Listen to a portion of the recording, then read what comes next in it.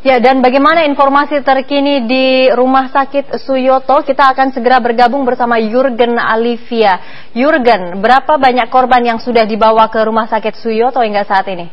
Ya, yang sudah terdata adalah 66 korban. Dan memang kebanyakan atau mayoritas dari 66 korban yang terdata di Rumah Sakit Suyoto Bintoro ini adalah wanita.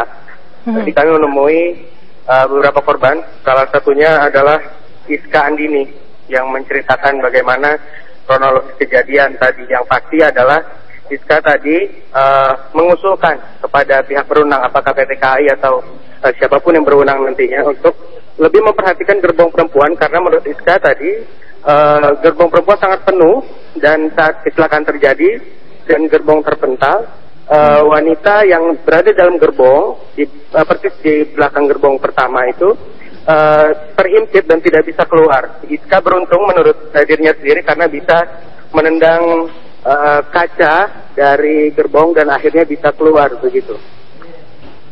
Ya, Jurgen, dari 66 korban yang Anda sebutkan tadi, apakah itu semuanya korban luka atau ada korban tewas juga yang sudah dibawa ke Rumah Sakit Suyoto? Kami mencatat ada masinis yang meninggal dunia, ada di ruang jenazah Rumah Sakit Dr. Suyoto, dan satu lagi bernama Nyonya Rosa yang juga dituliskan keadaannya adalah meninggal dunia dan berada di jenazah saat ini.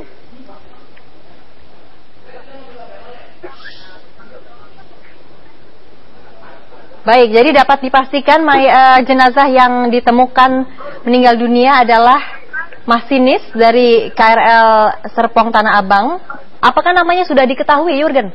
Di papan pengumuman yang ditempatkan di Rumah Sakit Suyoto belum dicantumkan siapa nama masinis yang bersangkutan.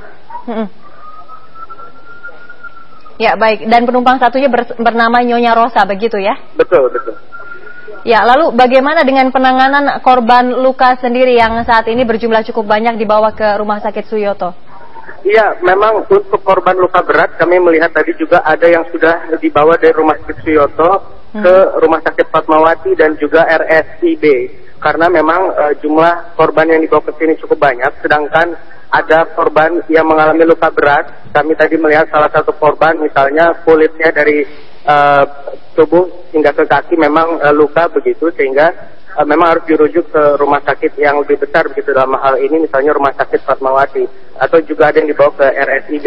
Untuk yang ada di Rumah Sakit Suyoto kami lihat di sekitar UGD misalnya, beberapa korban memang luka ringan, ada yang bagian kepalanya luka, ada yang kakinya terluka bakar, dan kami belum bisa masuk ke UGD karena memang juga belum mendapatkan informasi dari pihak rumah sakit sejauh mana katakanlah sisa korban yang ada di sini yang belum dirujuk baik ke Fatmawati atau RSIB, seberapa parah luka yang mereka derita.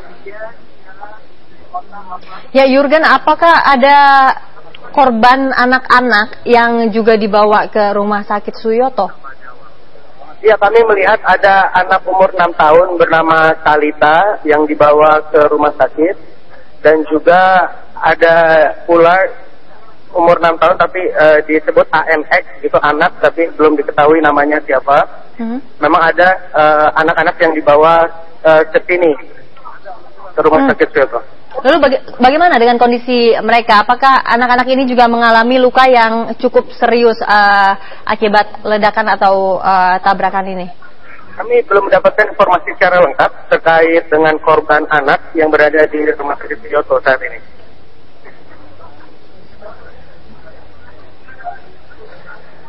Ya, Jurgen. Ya.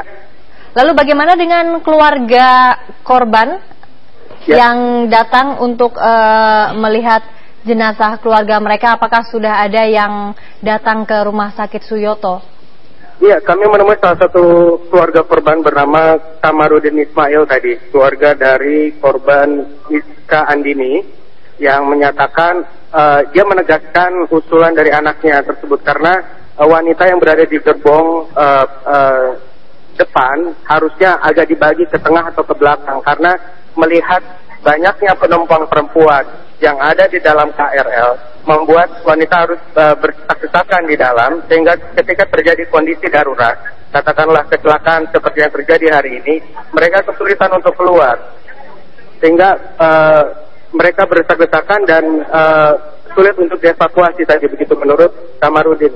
Kami juga menemui tadi korban lain bernama Yosef yang bersama ibunya di kereta dan menyatakan memang saat terjadinya kecelakaan dia tidak melihat apa-apa lagi, semuanya putih begitu menurut pandangan dia, dan tidak bisa menjelaskan kronologis yang pasti.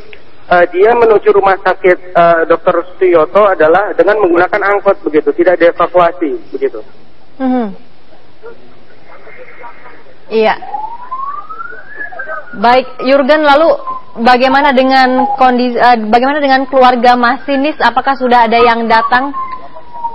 Untuk keluarga korban meninggal dunia, kami belum bisa bertemu dan belum ada informasi dari pihak rumah sakit siapa keluarga korban masinis ataupun Nyonya Rosa yang dicantumkan di papan umuman meninggal dunia begitu. Tapi kami akan terus melaporkan perkembangan dari Rumah Sakit Dr. Suyoto. Baik Jurgen, terima kasih untuk laporan Anda, untuk informasi Anda. Kami akan terus menunggu informasi selanjutnya. Jurgen Alivia melaporkan langsung melalui sambungan telepon dari Rumah Sakit Suyoto.